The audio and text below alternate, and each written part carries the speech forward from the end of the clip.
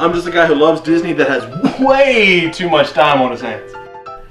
If anybody from Disney is watching, Please don't sue me. yeah, I'm here to rate, review, and describe all of your favorite things from the magical world of Disney. I'm File91e and welcome to my Disney news and reviews.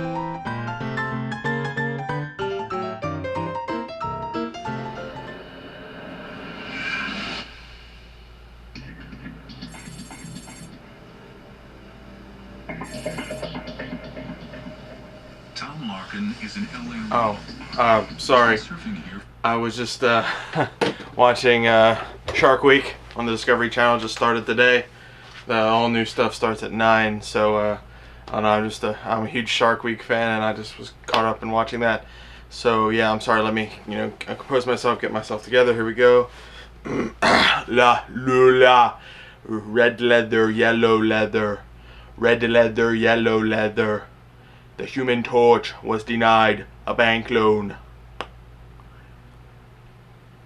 Hello everyone, and welcome to this week's Disney News and Reviews. I'm File91e, and pretty big news this week, guys. I just bought the airfare for the for the Disney trip, so it's inevitable now. There is no backing out, and we just shelled out about $1,300 on airfare, and the only thing we have to do now is pay for the actual trip itself. And it's not looking too bad. It'll be tight, but I don't know. It's just finding this money and everything. I'm selling a whole bunch of stuff, so it's crazy. It's going crazy. But come hell or high water, we will get this. Yeah. So I got that. I paid a little bit towards it. I got the new confirmation and all that stuff. So so that's important. But overall, man, I'm just waiting for this thing to to come around, and I'm just waiting for the due date and just to drop the money, get it over with, so I don't have to worry about it anymore. I'm having I think I'm going to give myself an ulcer with all the stress that this is coming out. Just trying to find this money. Yeah, I was also thinking. But this is completely different. But I was also thinking about making a File91e T-shirt. So if any of you have artistic ability and would like to give me ideas for a File91e T-shirt design, that would be awesome. Try to refrain from using Disney images or anything like that. I don't want to be copyrighted or anything like that. You can use images from here or whatever, but just no Disney images. And the use of the name Disney is try to keep that down.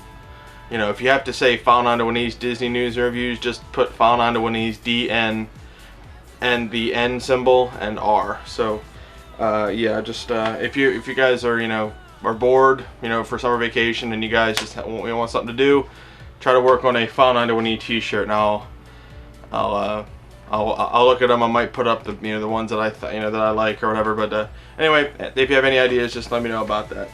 Yeah. So anyway, let's get right on to the news. Stephen Miller at the official Disney Parks blog confirmed that there will be a limited edition die-cast model of the recently retired Tron Legacy monorail to be sold at D23 and Walt Disney World later this summer. The edition consists of around 3,000 models, comprised of 1,500 of the yellow and 1,500 of the blue light cycles.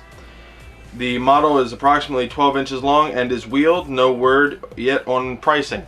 I thought that was really cool and newsworthy because that's just awesome. When Tron came out, they converted some of the one of the monorails to the Tron monorail. I told you that a couple weeks ago, and the fact that they're making a die-cast model of this is really, really cool. They're also coming out with a monorail kind of play system that you can hook up. It's kind of like a train set where you can actually go around and watch the monorail go around, which I think is really, really cool. So I might have to splurge a little bit when I get that, or when I go down there and buy that thing. It's that time of year again when Disney is looking towards preparing the parks for the holiday period. This year, the crane for the Magic Kingdom's Castle Dreamlights installation is currently scheduled to be on site from September 12th to September 26th, with the first showing of the lights being on November 7th. So if you're going down from September 12th to September 26th, be prepared for there to be a giant crane right next to the to the Magic Kingdom Castle, because they're going to be putting up those lights for that. So that should be pretty interesting. If you have any pictures, or if you take any pictures, send them to me. I'll be happy about that. Tinkerbell and her fairy friends arrived back at the Magic Kingdom this past week after their spring stay at Epcot's Flower and Garden Festival. The meet and greet at Epcot is now closed, and the new meet and greet location, now dubbed Tinkerbell's Nook, is at the Adventureland veranda. Operating hours are currently from 9 a.m. to park closing. So if you want to meet Tinkerbell and her friends from the Tinkerbell movies, check that out. The operating hours for August 2011 at Disney's Hollywood Studios have received a boost. The park is now open on most days until 10 p.m., with many days also seeing a second performance of Fantasmic added to the lineup. Just trying to deal with the final surge of families going down to Disney World, especially during the summer months, the last summer months, so it should be pretty awesome. And some rehab and refurbishment news. This is kind of interesting. The upcoming refurbishment of It's Tough to Be a Bug at Disney's Animal Kingdom appears to have been canceled. The refurbishment was originally scheduled from August 15th through September 30th, but apparently they canceled it, so they're not going to be updating it. Well, they might be pushing it back. I don't know. So just kind of keep that in mind when you're going down. So yeah, that's it for the news. So let's get right to the reviews, or rather, my top 10 least favorite Disney rides. Okay, I received a comment from one of you guys on a video of mine a couple days ago, and you were asking me what are the rides in Disney World that I don't like. So that got me thinking, what rides don't I like in Walt Disney World? I love all the rides, but there are some that, well, I just usually tend to skip whenever I go down there. So that got me to thinking, okay, let's do a top 10. I can't do a top 20 because there's not 20 rides down there, or attractions rather, that I simply don't want to see. So I created a top 10 of my least favorite Disney attractions. So I'm hoping I don't break any hearts with this. Again, these are just opinions, and the fact that I don't like them doesn't mean that you shouldn't see them. In fact, you should actually go down and see for yourself if you like them or not. Because there's been a couple times where fans of mine have gone down and they're like, File91e, how could you possibly like that ride? That was horrible. Or File91e, you didn't like this ride? That was great.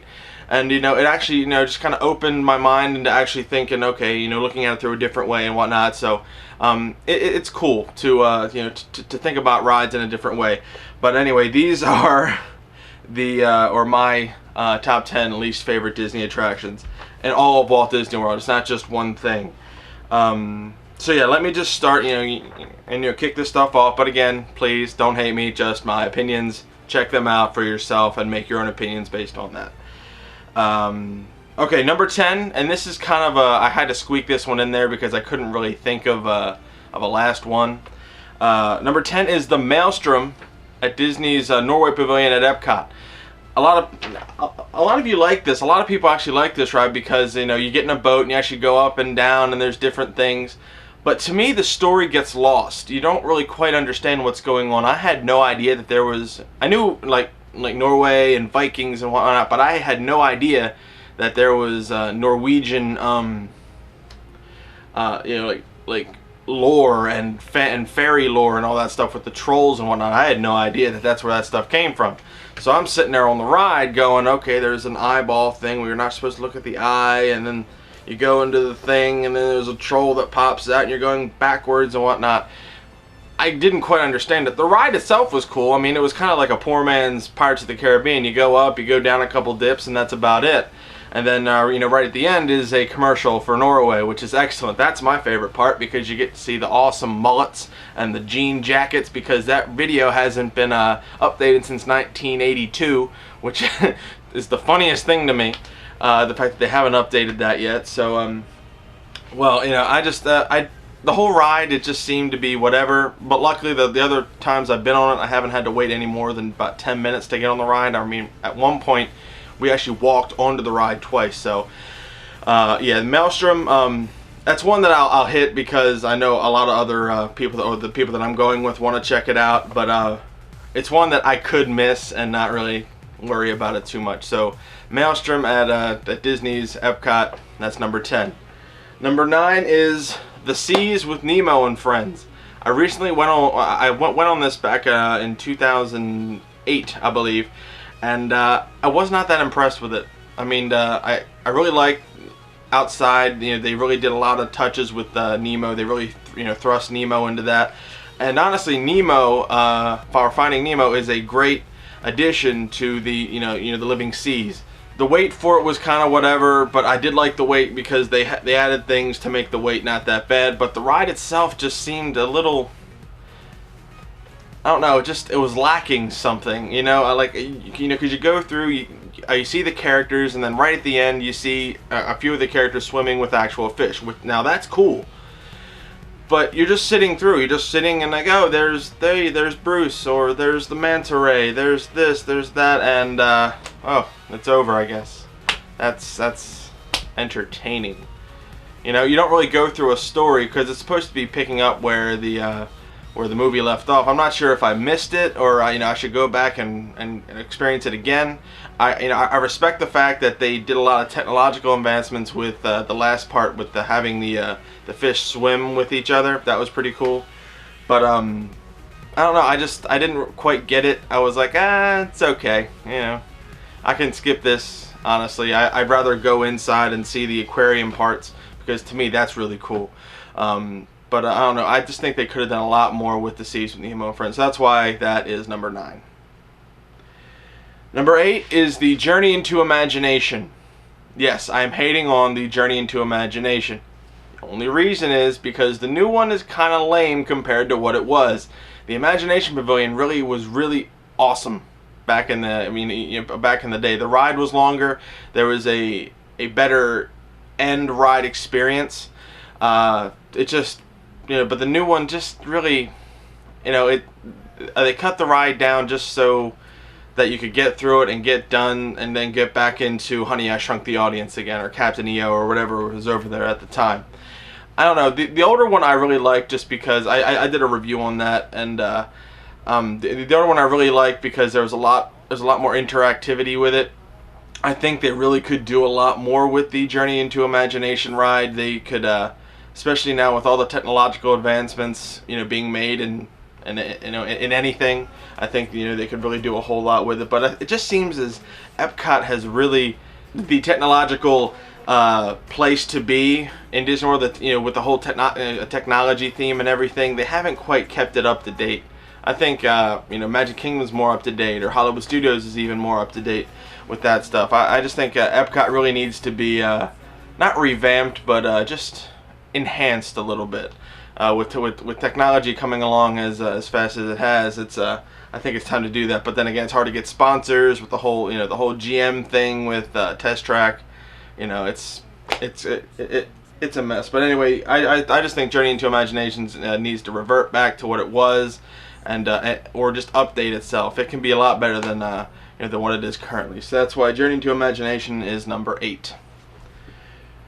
Number 7 are Half the Things at Innoventions. Same sort of gripe with Half the Things at Innoventions as my Journey into Imagination ride. Innoventions could be a really, really cool thing. My idea for Innoventions is you can keep you can keep the Sum of All Thrills rides and the other big attractions there, but scrap all the rest of it and make Innoventions kind of like a trade show. Where you would have different companies have different stations, and and they would actually show you what their latest technological advancements are. Put like Sony over there, put Toshiba over here, or Vizio, or whatever. Just these companies that can that are cutting edge, that are showing you what the next advancements are. Because right now, they do have different things, like IBM has one, and all these other places, they show you different things, but they're not interesting. If people see a giant wall of flat screens, they're like, oh, okay, what what's going on over there? It's Sony showing their newest technology in flat screen televisions and whatnot. I would even go I would even go so far as to say that you could even buy stuff buy Sony stuff while you're there, and have the shipping be free to your house. That would be like a plus for buying your new television set at Interventions rather than anywhere else.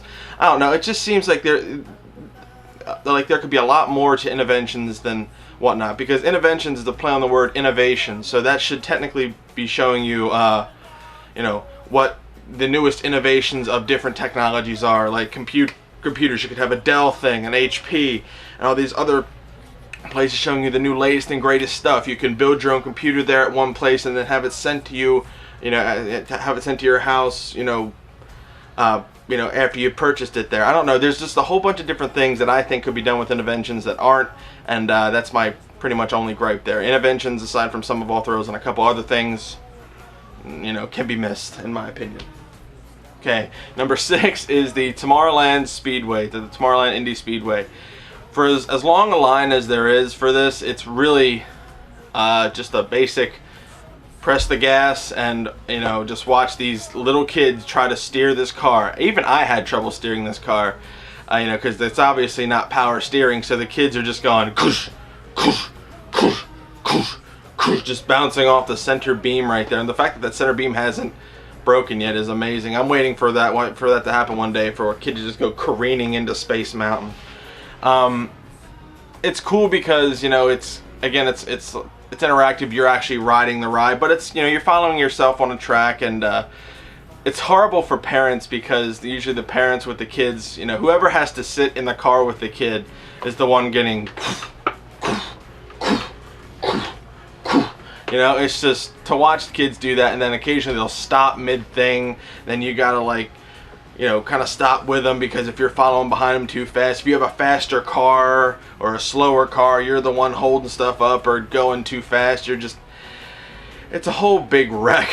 And I know that this is one of the original attractions from Disney World, but I think they really need, they could really do something better with this space, or revamp it, give better cars. I'm not sure what they have to do, but I'm sure they could do something better with this. And the fact that Test Track is going down and they're revamping that with cars, and then you got the Lights Motors Action Speedway with Lightning McQueen there, and then you got the Tomorrowland Indy Speedway. There's a couple places where they can stretch the car's name if they really wanted to, but I don't know. So I just think that one's in need for a desperate revamp, and it's one of the things that I just kind of go, hey, there it is, take a picture, and then move on, because I'm not waiting in that line again. That was horrible.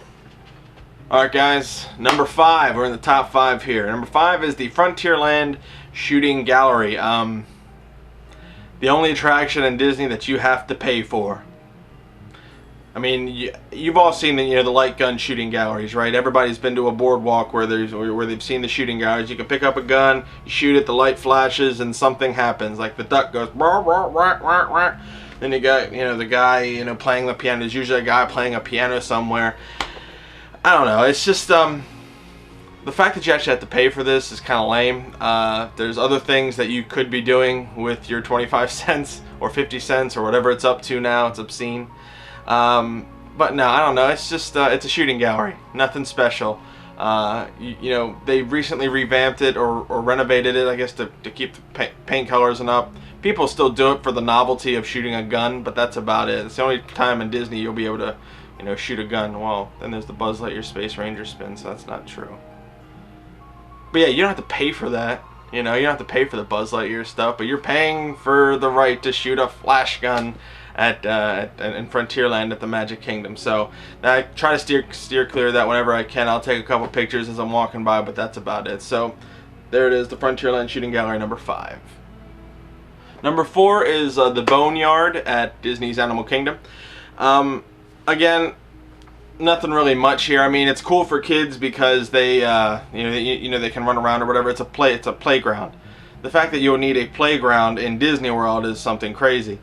But I understand that that some kids they need to blow off some steam, especially from waiting in an hour and a half line for Soarin' or whatever, or Dinosaur, or the Expedition Everest. Or I understand that they're too small sometimes for certain rides, and they really can't really do anything. But I don't know, for a kid, I'm sure it's a lot of fun. You get to run around, you get to dig in stuff. It's it's really neat. But for me, there's just plenty of other things, especially even in Animal Kingdom, that I would want to see over this. So honestly, I think this is my least favorite Animal Kingdom attraction, just because it's a playground. There's nothing really in there for me. If I were to go up and run around and jump on it, I'm sure I'd be looked at with weird faces, some grimaces, and probably escorted off of the Animal Kingdom grounds. So I don't want to do that. But anyway, the Boneyard, it's playground at Disney World. That's about it. So yeah, that's the Boneyard, number 4. Number 3 is Rafiki's Planet Watch. I actually took a lot of heat from this, because a lot of people who have been to Rafiki's Planet Watch say, "Oh, it's great. The conservation station's awesome. You really get to see how animals are conserved, preserved and whatnot." It's nothing. I mean, it's cool because it's kind of like a zoo, but I can go to my zoo for that. I can go to the San Diego Zoo. I can go to the National Zoo down in D.C. and see all this other these other things. And but yes, aside from the train ride up there, the Rafiki's Planet Watch really it didn't do anything for me. I'll go up again next time just to take some footage, and hopefully I'll appreciate it more. When I actually go, and I'll try to experience it as best I can. No promises, but I will go back and check out Rafiki's Planet Watch and see if my feelings have changed, because tastes mature. So we'll see about that. So Rafiki's Planet Watch is number 3. Number 2, my least favorite attraction at Disney's Hollywood Studios, is Sounds Dangerous. Although this was pretty amusing, because the fact that you wait a long time, you go in, you sit down, and you listen to sound effects and Drew Carey. Okay, that's alright. It's not that wasn't the thing that really made it funny for me. It was the fact that as soon as those lights cut out, every child in there just freaked out. It was the funniest thing ever. I mean, parents were trying to get out of the seats. It was hilarious. Pandemonium everywhere. The headphones really didn't work out. They were really uncomfortable. The seats were very uncomfortable. I mean, I appreciate the fact that you're trying to, help show what sound effects are and how they affect movies and whatnot, but this is a wrong way to do it. This is an attraction that is in desperate need of being made over, redone. I'm sure they could do something else with it, like a live show. I mean, they used to have it where people would go up and create the sound effects for a certain scene. That was actually pretty cool. I'm not sure that they could do a lot of stuff that's there just to be there now. It's running seasonally, so it's on its way to death. So we'll see. But Sounds Dangerous at Disney's Hollywood Studios. No, I will never go there again. And number 1, my least favorite attraction in all of Walt Disney World, something that actually my brother and I laugh at each and every single time we talk about it. It's the Circle of Life movie in the Land Pavilion at Disney's Epcot. We went in because we were tired, and we were like, "Oh, Circle of Life, it's cool. It's it's Lion King. Let's go see what it is." It's a 15-minute movie. That's all it is, with Timon and Pumbaa telling you to recycle. About it. You go to a movie, not like 3D and stuff pops out at you, Michael Jackson. Hee hee. No, none of that. It's just you sit down in a theater, and then you watch a movie, a 15-minute movie with Timon and Pumbaa talking to you about recycling. That's about it. I actually fell asleep in the theater. My shorts apparently got ripped because I sat down and my pocket caught onto the thing because the seats are so tight. I'm not a small guy, so keep the jokes to yourself. But the funniest thing was at the end of the show, a kid behind me just yells out, "That sucked!" And me and my brother just started rolling because he said exactly what we wanted to. We're not, I mean, there's so many other things to do at Epcot, and you're giving us a movie to watch. Okay, aside from the nap time and the air conditioning, that's about it. There's nothing really good about this, or new, or innovative about this. Recycling, honestly, right now is a way of life. I mean, with all the green technology going out, I think this is another thing that's in desperate need of revamping. With all the green technology coming out, this whole recycling thing is kind of lame. It might be cool for kids because they get to see their favorite Lion King characters, but that's about it. So the Circle of Life at Disney's Epcot and the Land Pavilion, my all-time least favorite Disney attraction. You know, again, I really don't want to hurt anybody's feelings with this. I hope I didn't. I'm open to discussion and whatnot. I'm interested in hearing your top 10 least favorite Disney attractions.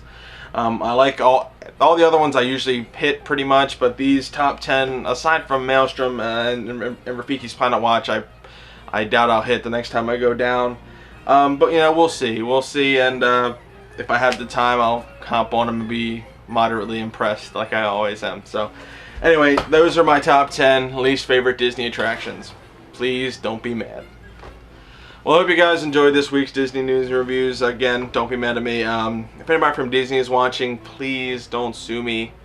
I'm not trying to make money off of this. I'm just trying to get people to go down to Disney World like I'm going to in October.